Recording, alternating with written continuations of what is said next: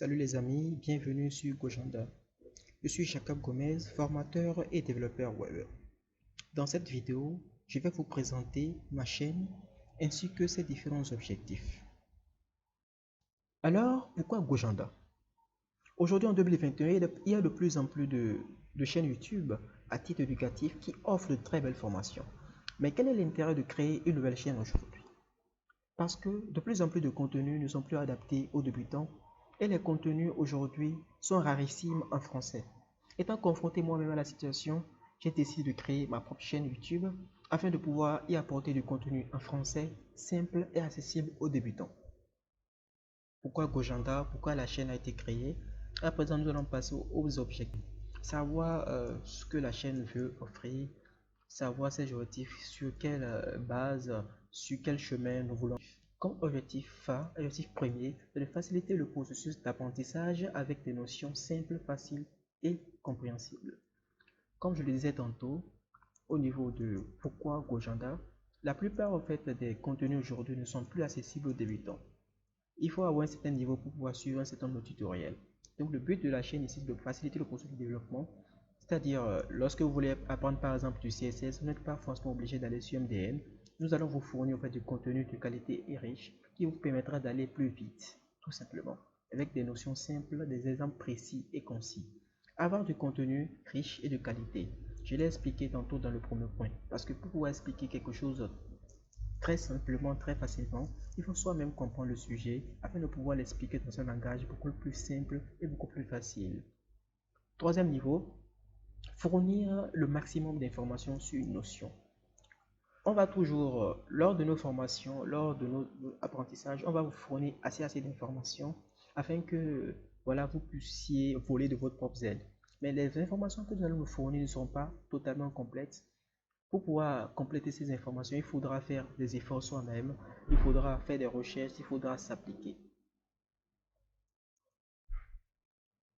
Maintenant que je vous ai parlé au fait de la cible, maintenant que nous savons à qui est destinée cette formation, nous allons découvrir ensemble ce que je propose comme contenu. Ok, c'est parti. Ici, comme contenu, je l'ai subdivisé en trois parties, mais en réalité, nous avons plusieurs compartiments. C'est du contenu minimaliste, tout simplement. C'est juste un aperçu un peu de ce que j'offre comme formation.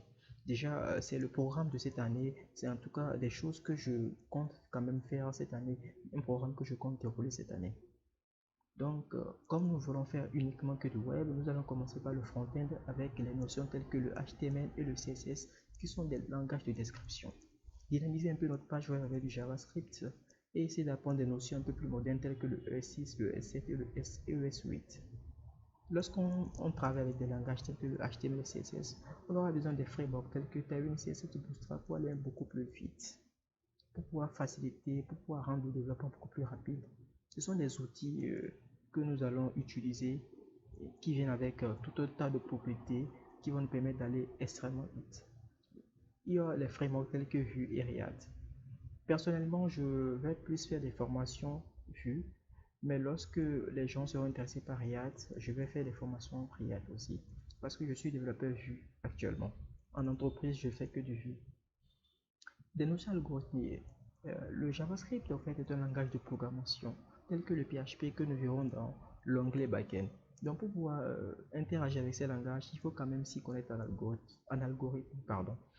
Donc une petite revue sur les algorithmes seront vraiment de mise pour pouvoir aller vite. Donc nous allons voir les algorithmes de base tels que les boucles, les conditions, les variables et les notions avancées telles que les fonctions, les tableaux, etc. etc.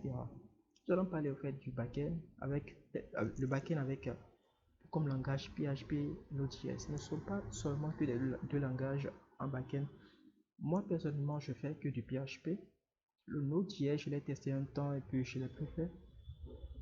Et comme framework, Laravel et Symfony.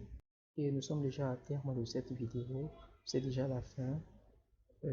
N'oubliez pas de vous abonner et d'activer la cloche de notification pour ne rater aucune vidéo. Déjà la semaine prochaine, vous aurez de nouveaux contenus. Et mettez beaucoup de pouces bleus pour pouvoir m'encourager dans le travail. Sur ce, je vous dis à la semaine prochaine pour de nouvelles vidéos.